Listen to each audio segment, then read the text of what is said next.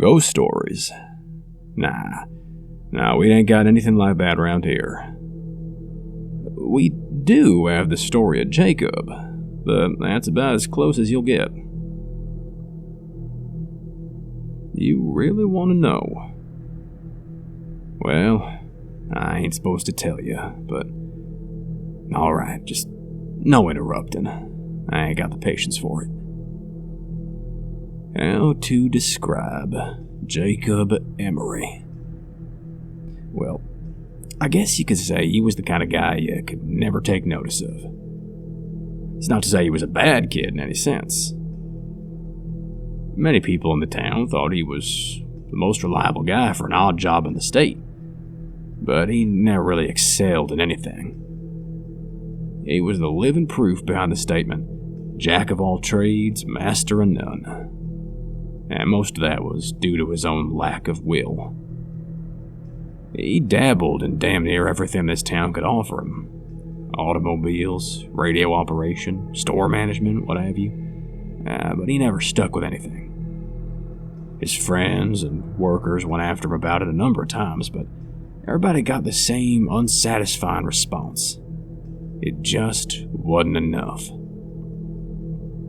Needless to say, any friends he kept were either very patient or never spoke of the matter altogether. It was probably inevitable then that Jacob would leave to go abroad. I don't remember where he went, but I think Gertrude down the street knew before she passed on. You'll have to scout someone else if you ever get curious. In any case, no one tried to stop him.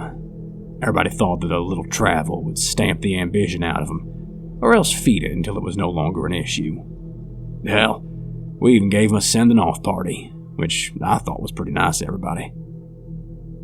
So anyway, he was gone for 6, 7 years, something like that, can't remember. You'll have to check with someone else about that too. Anyways, he came back eventually, and he had changed. He was amiable, energetic, all smiles all the time, and we all quickly learned why. He showed us a souvenir he'd brought back. A solid black stick, length of a pencil, but with the texture of chalk. We all wondered why on earth a simple thing like that would prompt such a spring in his step, until he gave us a demonstration.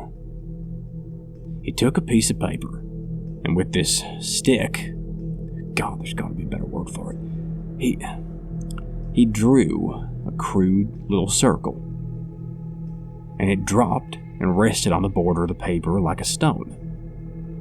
It didn't leave the paper, but it acted out on it, sort of like an old movie projector on a screen. Son, I know how crazy that sounds. And if you feel like playing skeptic, then you can leave an old man to his craziness, but I know what I saw, even if everyone's been hushing it up. That stone he drew dropped. Jake even passed around the paper. As it was being passed, it rolled around as the paper was tilted. None of us had any words for it. Hell, what was there to say? But Jacob continued drawing demonstration after demonstration for us.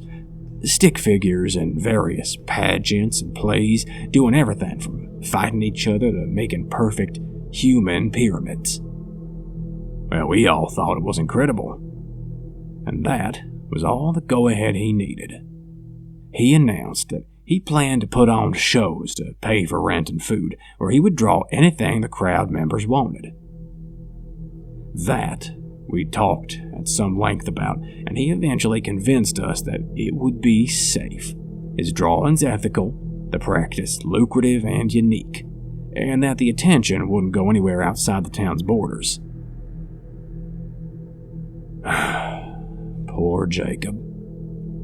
If I'd not been so swept up in the moment, I might have read the signs right then and there, saved the sorry son of a bitch by snapping that terrible instrument in half.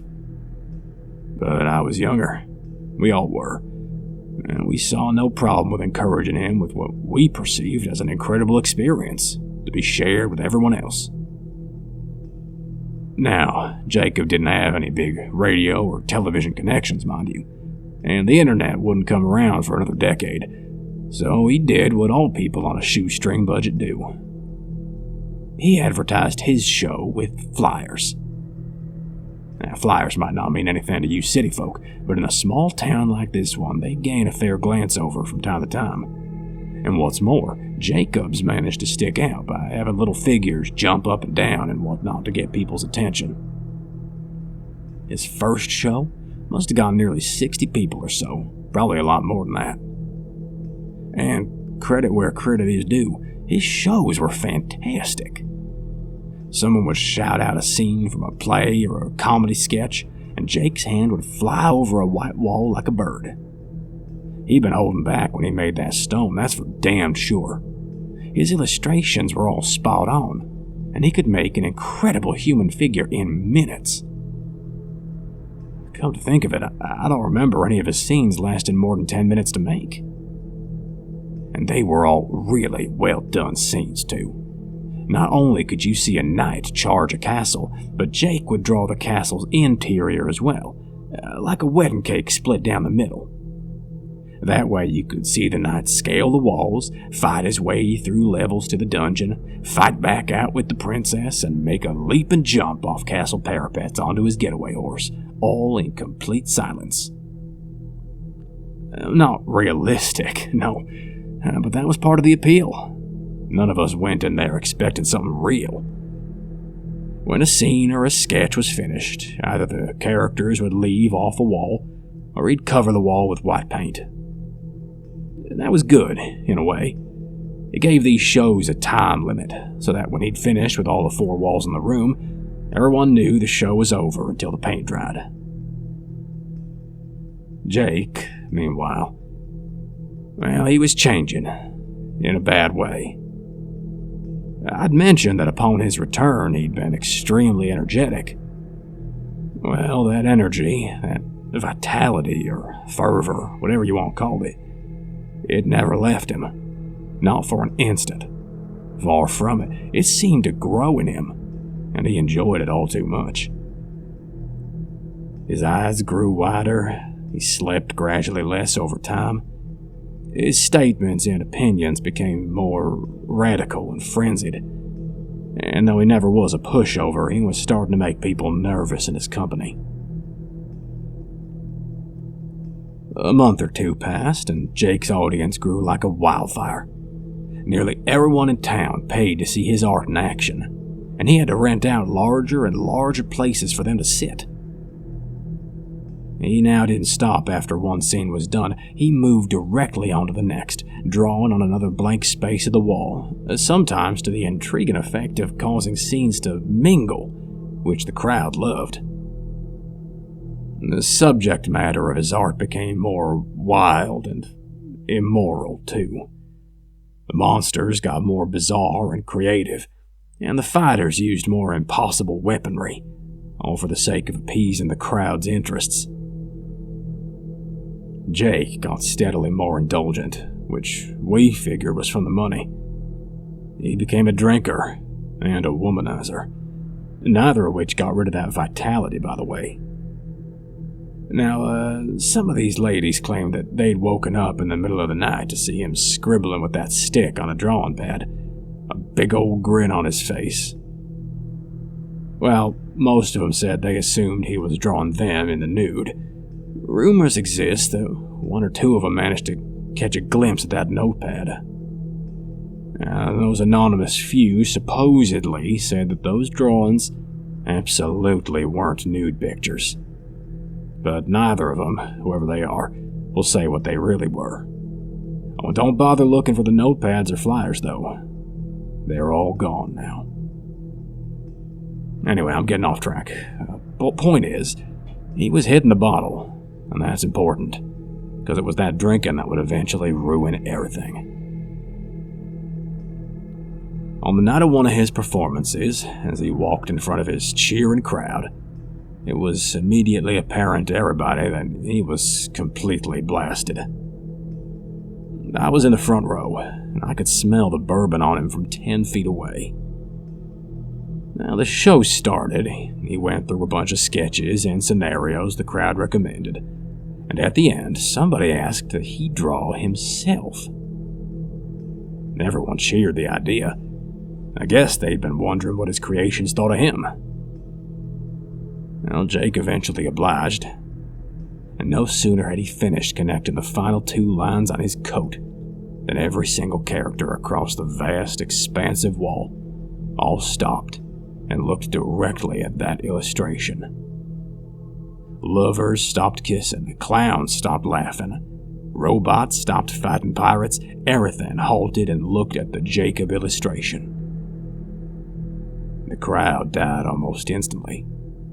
I remember Jake's face at that moment. Pale white, full of terrible comprehension of his mistake, and looking desperately for the cans of white paint he'd forgotten to put out before the show.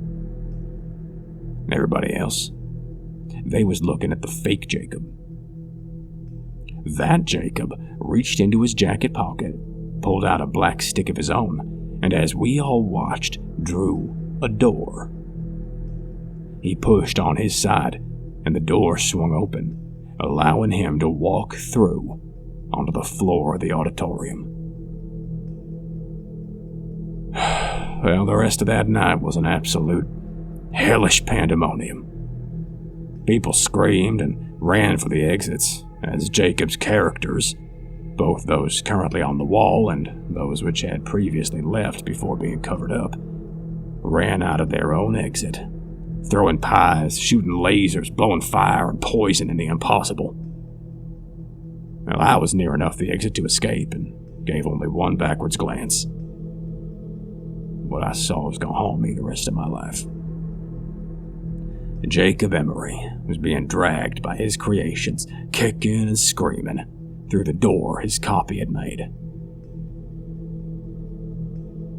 Now, the auditorium burned down, but I ain't got no idea how many characters escaped, what happened to the fake Emory, or how many people died. The blaze brought the fire department from the nearest cities up to over 100 miles away. They, in turn, brought the police force, which brought the government, which hushed up everything. They took the flyers and any art Jacob had made and swore everyone to secrecy, or else life detainment. The fire was blamed on an unextinguished cigarette in the garbage during a basketball game, and we all eventually went on with our lives. Jacob was made out to never have existed. In retrospect, I realized the truth. Jacob hadn't been creating illustrations. Illustrations don't move, much less act or attack. They're just images people see, shadows made to look like real things. Jacob had been making life, actual thinking things, in some alternate dimension, using a power that was never meant to fall to mortal hands. He got drunk on that power. His punishment? Was probably well-deserved. Incidentally, the government screwed up on 2 different accounts. Well, they did a damn good job silencing everyone, but proof remains. The ruins are still there, you know. The auditorium's ruins, I mean. Now, I hear they're going to start reconstruction soon, which will wipe out any remaining evidence someone could find. I went back there once, a couple years after the fire. Just once. In the rubble, covered up by some ash, I saw something squirming. When I looked closer, it was Jacob Emory's hand on the wall, exactly like it had been 3 years ago. Sweaty but calloused, I remember.